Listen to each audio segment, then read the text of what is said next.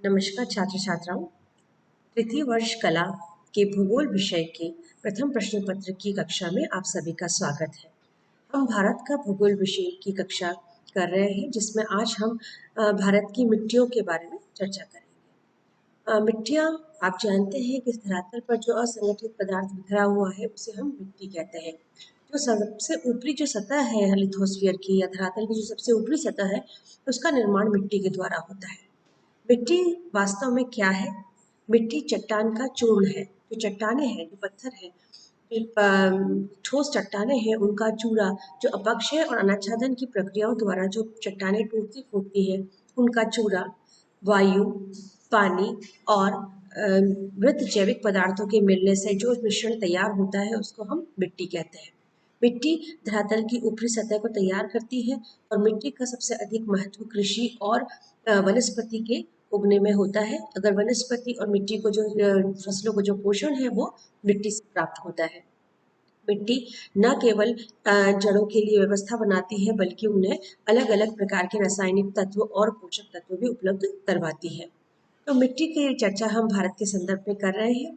भारत क्योंकि एक बहुत ही विशाल देश है, विभिन्न प्रकार की यहाँ चट्टानें मिलती है, विभिन्न प्रकार की यहाँ पर मिट्टियाँ देखने को मिलती है।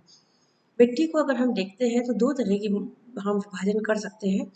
एक वो मिट्टी जो पैतृक चट्टानों से बनी होती है, यानी स्थानीय रूप से जो चट्टानें उपलब्ध है, उन्हीं चट्टानों के चूर्ण होने से वहाँ जो धरातल पर मिट्टी बनती है वो पैतृक चट्टानों से बनी मिट्टी कहलाती है। और एक वो मिट्टी होती है जो दूसरे स्थान पर बनी होती है, यानी उसकी पैतृक चट्टान कहीं और होती है और वो पानी और हवा द्वारा बहकर दूसरे स्थान पर आ जाती है और निक्षेपित होकर वो मिट्टी उस क्षेत्र के मूल चट्टानों से अलग रासायनिक संरचना रखती है।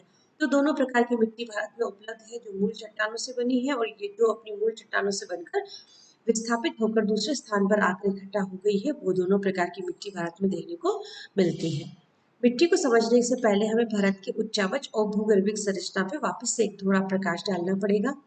भारत का भौगोलिक जो स्वरूप है वो मूल रूप से तीन भू स्वरूपों पर निर्भर करता है। पहला हिमालय जो पर्वत है और नवीन मोड़दार पर्वत है, और जिसमें मूल रूप से डोलोमाइट और चूना चट्टानों की प्रधानता है।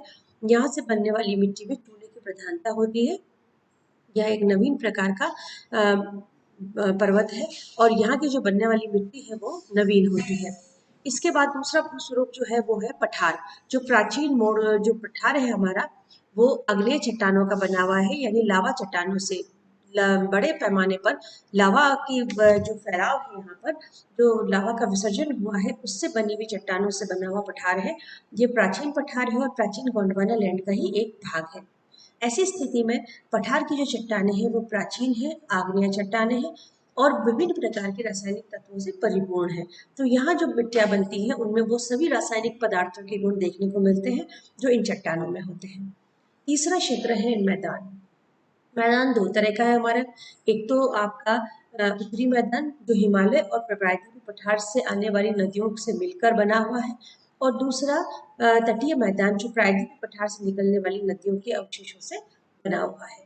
तो हमारी जो मिट्टी है वो दोनों प्रकार की है। नवीन मिट्टी जो नवीन मोरदार पर्वत यानी हिमालय से निकलने वाली नदियों द्वारा बिछाई गई है या उसकी टूट फूट से बनी है, और दूसरी प्राचीन पर जो हमारा प्रायद्वीप है उसकी चट्टानों की टूट फूट से बनने वाली मिट्टी। दोनों ही प्रकार की मिट्टी भारत में देखने को आपको मिलती है।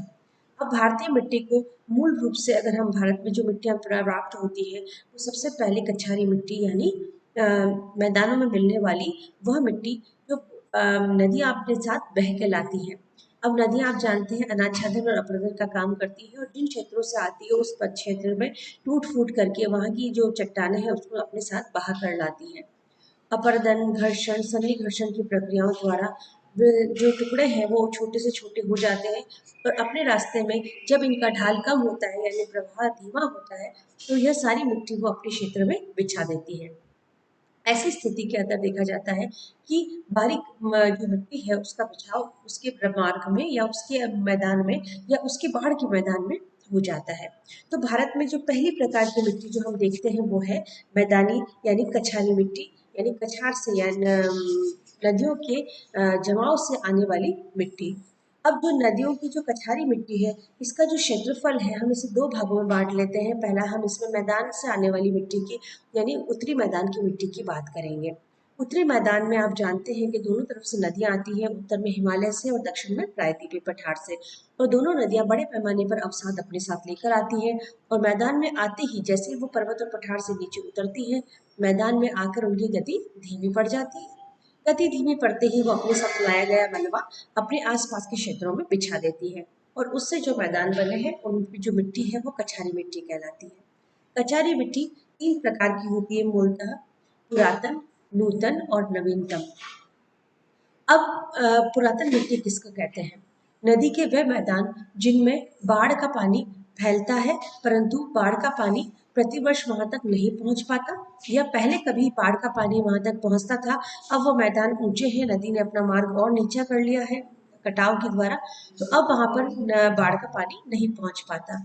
ऐसी स्थिति में जो ऊपरी मैदान होते हैं नदी के, जो बाढ़ के पानी से वंचित रह जाते हैं, पहले बाढ़ का पानी प्राप्त करते थे, वहां पर मिलने वाली मिट्टी कछारी मिट्टी कहलाती है।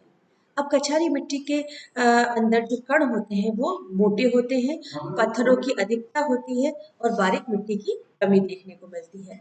ऐसी जो मिट्टी है वो कुछ उपजाऊपन में कमी रखती है और मोटे मोटे कणों से मिलकर ये मिट्टी बनी होती है। इसको हम पुरातन जलोढ़ कहते हैं। यहाँ पर नदी अपरदन और कटाव के भी बहुत से प्रमाण मिलते हैं, इस कारण यह मिट्टी उपजाऊपन खो देती है। तो इस तरह से यहाँ पर अनुपजाऊ मिट्टी प्राप्त होती है। इसके बाद आती है नूतन जलोढ़। नूतन जलोढ़ वह मिट्टी है जहाँ नदियाँ हर वर्ष अपने बाढ़ का पानी बिछाती है, यानी साल में एक बार वो मिट्टी रिन्यू हो जाती है यानी नवीनीकृत हो जाती है और हर साल एक बार नदी अपना जब पाट फैलाती है वर्षा समय में, तो वहां पर अपना मिट्टी को नवीन कर देती है यानी और नई मिट्टी की परत उस पुरानी मिट्टी पर बिछा देती है और हर साल उसका नवीनीकरण होता रहता है। अब ये बात ध्यान देने की है कि नदियों द्वारा आई जो मिट्टी है उसके अंदर मिट्टी के कण बारीक होते हैं परंतु उसके अंदर ह्यूमस की कमी होती है और उनमें रासायनिक तत्व वे सभी होते हैं जो उनकी पृथक चट्टानों में होते हैं। यानी जिस क्षेत्र से वो बह के आ रही है, अगर वो हिमालय से आ रही है तो वो चूना प्रधान होंगी क्योंकि हिमालय की चट्टानें चूना प्रधान है। तो जहाँ से आ रही है वहां की पैतृक गुण लेके आती हैं और उसके साथ बारीक कण होते हैं परंतु ह्यूमस यानी मृत जैविक पदार्थों की उसमें पूर्ण रूप से कमी होती है और नाइट्रोजन की भी अधिकतर मिट्टी में कमी पाई जाती है। तो इस तरह से नदियां अपने पाठ के अंदर नवीन जलोढ़ मिट्टी हर साल बिछा देती है। तीसरी होती है नवीनतम जलोढ़। अब नवीनतम जलोढ़ कहाँ मिलती है? जहाँ साल भर नदियां अपना पानी फैलाती रहती है और ऐसा कहाँ होता है? ऐसा होता है डेल्टा क्षेत्र में।